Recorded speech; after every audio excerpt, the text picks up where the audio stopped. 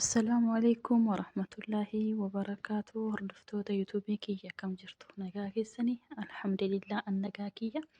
Har'a inshaallah keekii burtukaanii hojjechuufan deema. Na faana tura. Namoonni yuutuubii kiyyaaf haaraa taatan sabiskiraayib, sheer, laayik na gochuu hin dagatina. Maatii naaf ta'a na jajjabeessaan siniin jedha. Keekuun kun baay'ee mi'aadha maashaallah. Keessoon isaas baay'ee laafaadha.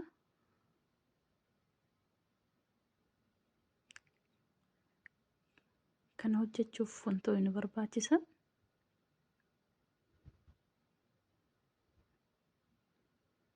hanqaaquu 3, sukkaara kubbaayyaa 1, asiira burtukaanaa 2 asiira godhee, zayitii walakkaa kubbaayyaa, vaniiliyaa fal'aanaa xiqqoo 1, gishira burtukaanaa yookaan qola burtukaanaa fal'aanaa guddaa 1, kalii abiyaadii fal'aana xiqqoo 1, bakinkii paawudarii fal'aana guddaa 1, daqiiqii kubbaayyaa 2 walakkaa soogidda, nashaa yookaan daakuu boqqolloo walakkaa kubbaayyaa fayyadamna.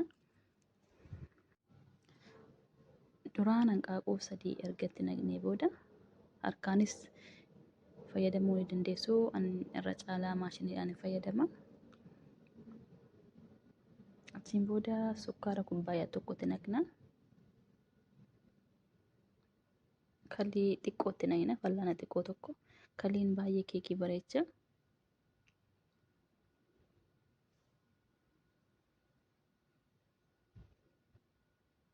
Zayitii walakkaa kubbaayyaatti naqna.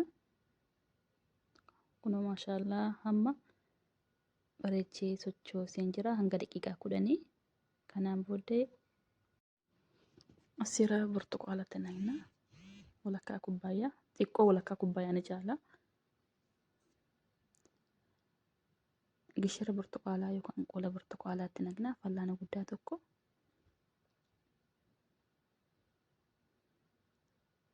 Asitti daqiiqii kubbaayyaa 2 walakkaan fayyadame.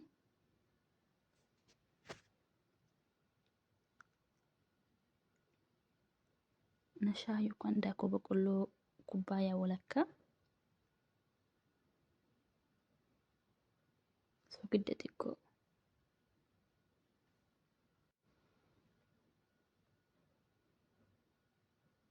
Bakinkii paawudarii fal'aana guddaa 1.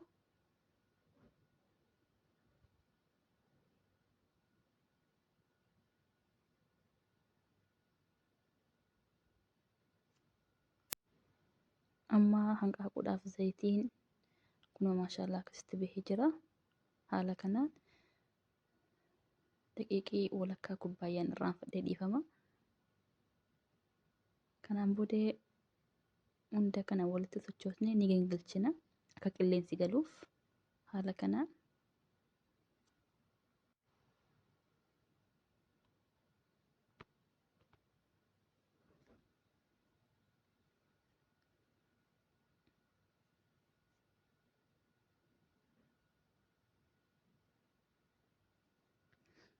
booddee isa silaa hanqaaquuf zayitii waan hunda fidnee kanatti deebisnee suutaa wal sochoofna.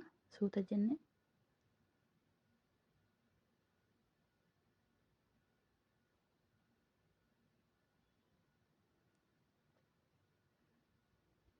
haala kanaan sochoosaa deemna.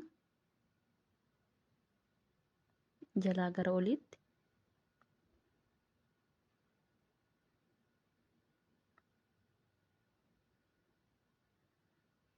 Kanaan booddee kanaan hin fayyadame.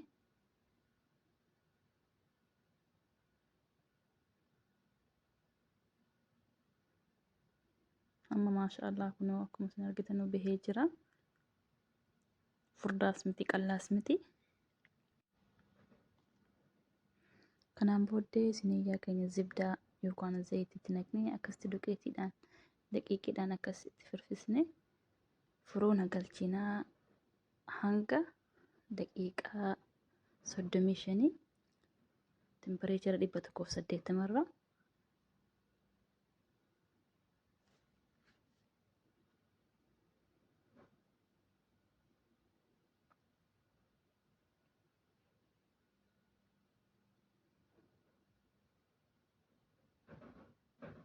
irraaf jila irratti galchinee hanga daqiiqaa 35 yookaan hanga 40 ni eegna. Maashaallah kunoo amma bahee jira.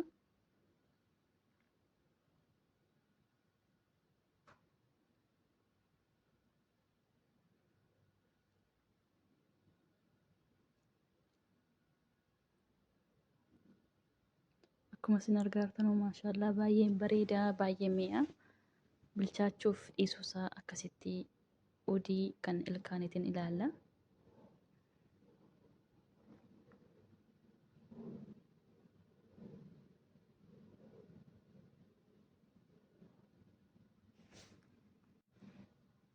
Maashaallah hundi keessanuu manatti hojjedhaa ilaalaan siniin jedhaa.